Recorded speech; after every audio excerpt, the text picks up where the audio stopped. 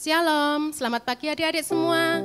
Puji Tuhan, pada pagi hari ini kita boleh bersama-sama kembali untuk ibadah sekolah minggu kita. Kita tutup mata kita lipat tangannya, kita sama-sama datang kepada Tuhan. Kita akan pujikan, Bapa, ku datang padamu.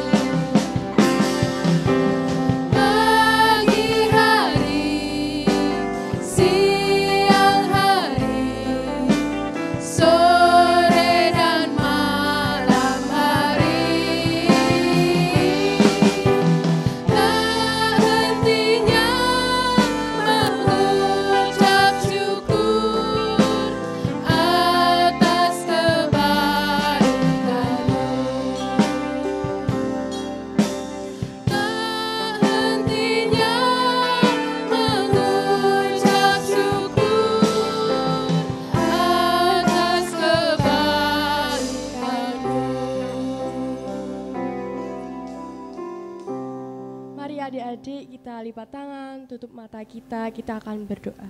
Selamat pagi Tuhan Yesus, pujian syukur kami panjatkan dalam hadirat-Mu. Terima kasih atas penyertaan-Mu hingga saat ini Tuhan, sehingga kami Tuhan dapat beribadah lagi Tuhan pada hari ini Tuhan Yesus. Kiranya memberkati ibadah pada pagi hari ini dari awal, pertengahan hingga akhirnya Tuhan Yesus. Kami telah siap untuk memuji dan memuliakan nama-Mu. Haleluya. Amin. Amin. Puji Tuhan, kita boleh bersukacita pada saat hari ini. Adik-adik di rumah juga bersukacita? Pasti ya, kita akan sama-sama memuji Tuhan dengan penuh semangat, dengan penuh sukacita. Kita akan pujikan dari terbit matahari.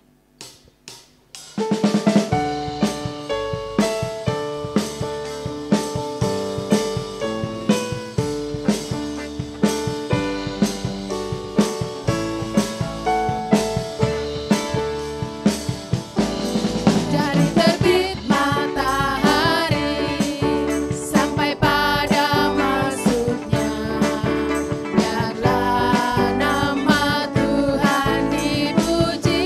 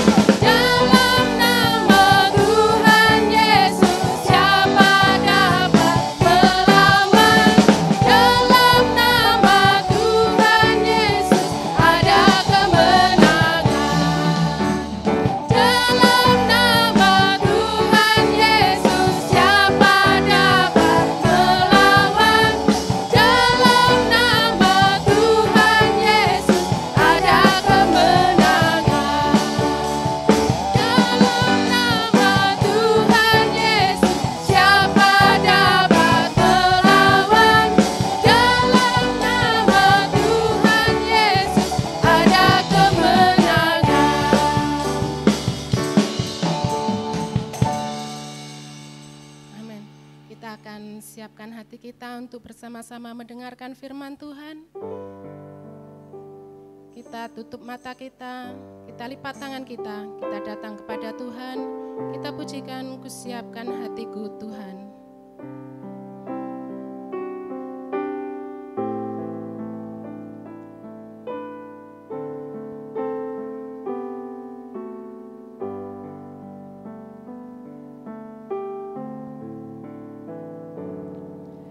Siapkan hatiku Tuhan untuk dengar firman-Mu saat ini. Ku sujud menyembah-Mu Tuhan, masuk hadirat-Mu saat ini. Curahkan urapan-Mu Tuhan bagi jemaat-Mu saat ini. Ku siapkan hatiku Tuhan untuk dengar firman-Mu.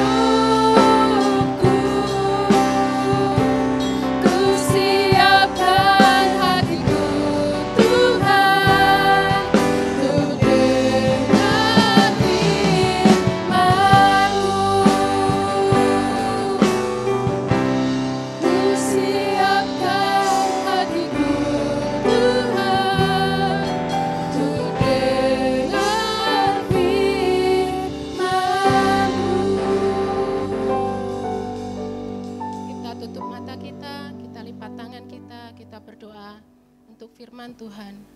Terima kasih Bapa atas kasih dan kemurahan Tuhan, atas pimpinan dan penyertaan Tuhan sepanjang hari ini ya Bapa. Bapa di surga, kami siapkan hati kami ya Tuhan untuk mendengarkan firman-Mu. Biarlah ya Tuhan, firman-Mu akan menjadi terang dalam hidup kami. Terima kasih ya Bapa, sucikan hati dan pikiran kami ya Tuhan. Kami siap untuk mendengarkan firman Tuhan. Dalam nama Tuhan kami Yesus Kristus. Haleluya. Amin.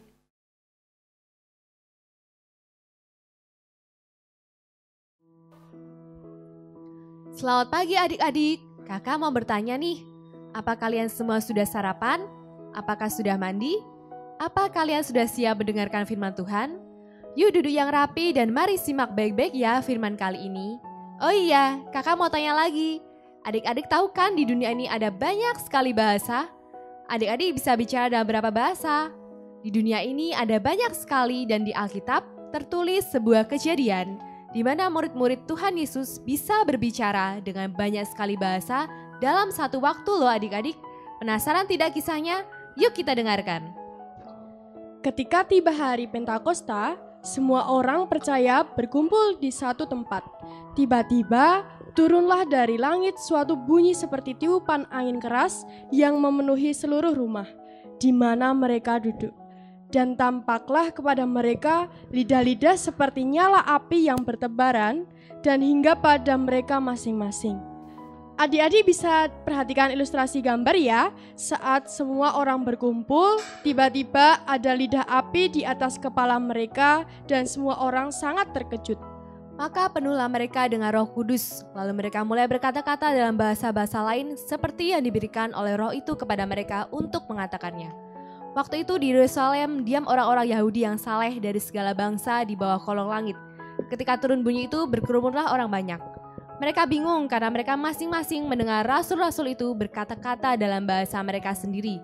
Mereka semua tercengang-cengang dan heran lalu berkata, "Bukankah mereka semua yang berkata-kata itu orang Galilea? Bagaimana mungkin kita masing-masing mendengar mereka berkata-kata dalam bahasa kita sendiri, yaitu bahasa yang kita pakai di negeri asal kita. Kita orang Partia, Media, Elam, penduduk Mesopotamia, Yudea dan Kapadokia, Pontus dan Asia, Frigia dan Pamfilia, Mesir dan daerah-daerah Libya yang berdekatan dengan Kirene, pendatang-pendatang dari Roma, baik orang-orang Yahudi maupun penganut agama Yahudi, orang-orang Kreta dan orang Arab. Kita mendengar mereka berkata-kata dalam bahasa kita sendiri tentang perbuatan-perbuatan besar yang dilakukan Allah." Mereka semuanya tercengang-cengang dan sangat termangu-mangu sambil berkata seseorang kepada yang lain, "Apakah artinya ini?" Tetapi orang lain menyindir, "Mereka sedang mabuk oleh anggur manis." Maka bangkitlah Petrus berdiri dengan ke-11 rasul itu dan dengan suara nyaring ia berkata kepada mereka, "Hai kamu orang Yahudi dan kamu semua yang tinggal di Yerusalem, ketahuilah dan camkanlah perkataanku ini. Orang-orang ini tidak mabuk seperti yang kamu sangka, karena hari baru pukul 9. Tetapi itulah yang difirmankan Allah dengan perantaraan Nabi Yoel. Akan terjadi pada hari-hari terakhir, demikianlah firman Allah, bahwa aku akan mencurahkan rohku ke atas semua manusia, maka anak-anakmu laki-laki dan perempuan akan bernubuat, dan teruna-terunamu akan mendapat penglihatan-penglihatan, dan orang-orangmu yang tua akan mendapat mimpi. Juga ke atas hamba-hambaku laki-laki dan perempuan akan kucurahkan rohku pada hari-hari itu, dan mereka akan bernubuat. Dan aku akan mengadakan mujizat-mujizat di atas, di langit, dan tanda-tanda di bawah, di bumi, darah dan api dan gumpalan-gumpalan asap. Matahari akan berubah menjadi gelap gulita dan bulan menjadi darah sebelum datangnya hari Tuhan, hari yang besar dan mulia itu. Dan barang siapa berseru kepada nama Tuhan akan diselamatkan." Semua orang terdiam dan memperhatikan Petrus berbicara. Petrus menyanggah tuduhan bahwa murid Tuhan sedang mabuk karena saat itu masih pagi. Petrus pun melanjutkan khotbahnya. "Hai orang-orang Israel, dengarlah perkataan ini. Yang aku maksudkan ialah Yesus dari Nazaret, seorang yang telah ditentukan Allah dan yang dinyatakan kepadamu dengan kekuatan-kekuatan dan mujizat-mujizat dan tanda-tanda yang dilakukan oleh Allah dengan perantaraan Dia di tengah-tengah kamu. seperti yang kamu tahu. Dia yang diserahkan Allah menurut maksud dan rencananya, telah kamu salibkan dan kamu bunuh oleh tangan bangsa-bangsa durhaka. Tetapi Allah membangkitkan dia dengan melepaskan dia dari sengsara maut. Karena tidak mungkin ia tetap berada dalam kuasa maut itu. Sebab Daud berkata tentang dia, "Aku senantiasa memandang kepada Tuhan. Karena ia berdiri di sebelah kananku, aku tidak goyah. Sebab itu hatiku bersukacita dan jiwaku bersorak-sorak. Bahkan tubuhku akan diam dengan tentram.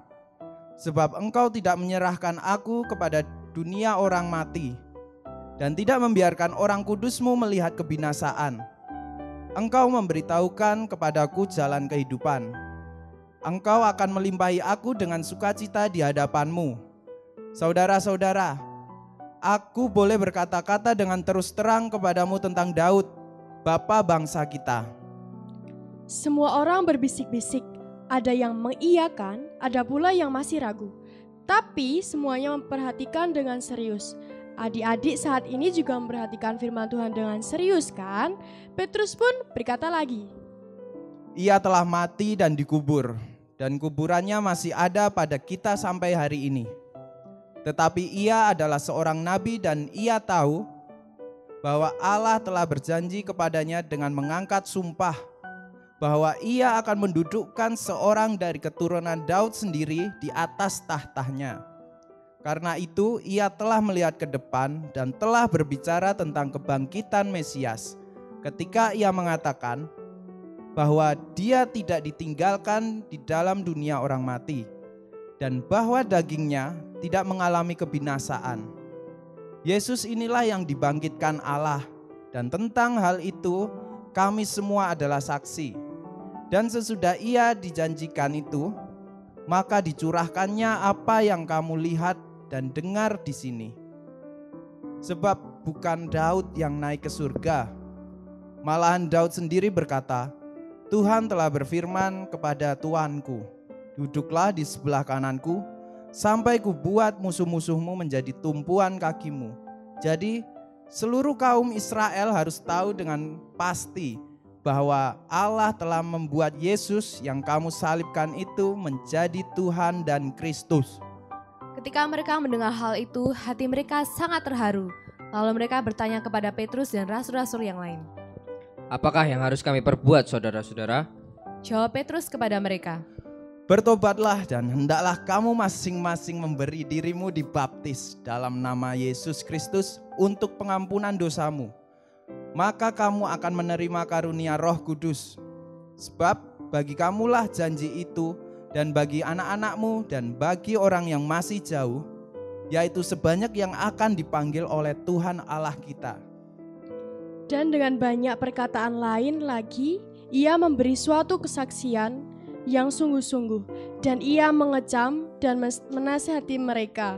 Katanya, berilah dirimu diselamatkan dari angkatan yang jahat ini. Orang-orang yang menerima perkataan ini itu memberi diri dibaptis, dan pada hari itu jumlah mereka bertambah kira-kira 3.000 jiwa.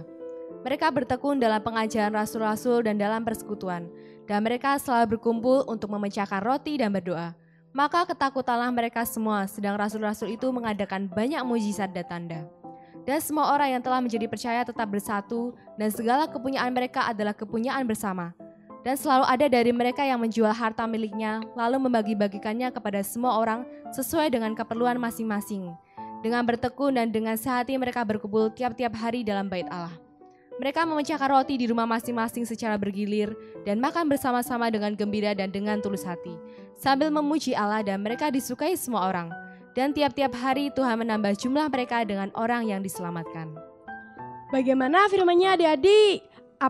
Apa inti yang bisa kita ambil dari firman hari ini?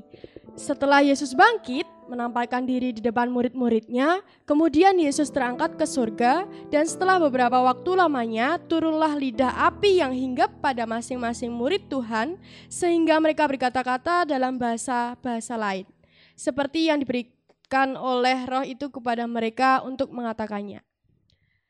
Mari kita berdoa untuk menutup ibadah pada pagi hari ini. Tutup mata dan lipat tangannya ya. Terima kasih Tuhan untuk firman yang sudah kami dengar pada pagi hari ini. Ajar kami anak-anak-Mu untuk terus mendengar-dengaran akan firman Tuhan dan memahami betapa besarnya kasih Tuhan kepada setiap kami anak-anak-Mu. Lindungilah keluarga kami serta berkatilah kakak-kakak yang sudah melayani-Mu pada pagi hari ini.